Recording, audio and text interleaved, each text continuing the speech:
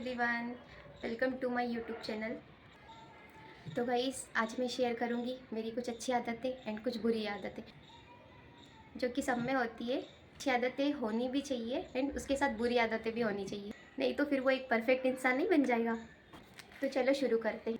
तो फर्स्टली, मैं किसी का दिल नहीं दुखाती और मैं कोशिश करती हूँ कि मेरी वजह से कोई हर्ट, चाहे मजाक हो या गुस्सा, मेरे वर्ड्स का केयरफुली यूज़ करती हूँ।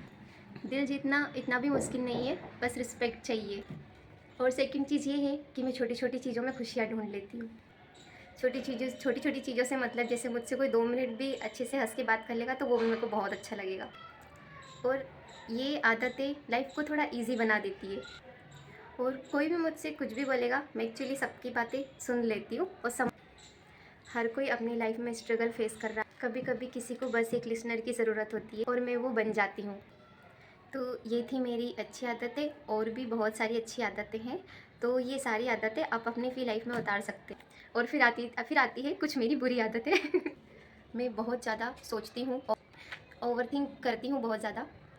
इतना ओवरथिंक नहीं करना चाहिए।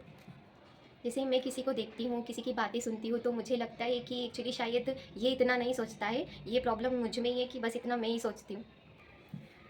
और मैं खुद का ध्यान रखना मतलब बहुत मुश्किल काम है, वो तो मैं रख ही नहीं पाती।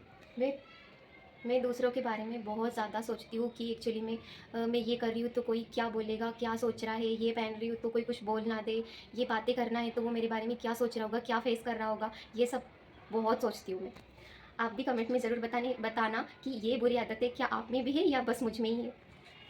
और मैं दूसरों में बहुत ज़्यादा उलझ जाती हूँ कि मैं खुद को भूल ही जाती हूँ कि मैं भी कुछ, ये भूल जाती हूँ कि खुद को अहमियत देना भी बहुत ज़रूरी है। अच्छी आदतें हमें प्राउड फील करवाती है। इंसान परफेक्ट तो होता नहीं है, हर किसी में बुरी आदतें हैं, किसी में अच्छी आदतें हैं।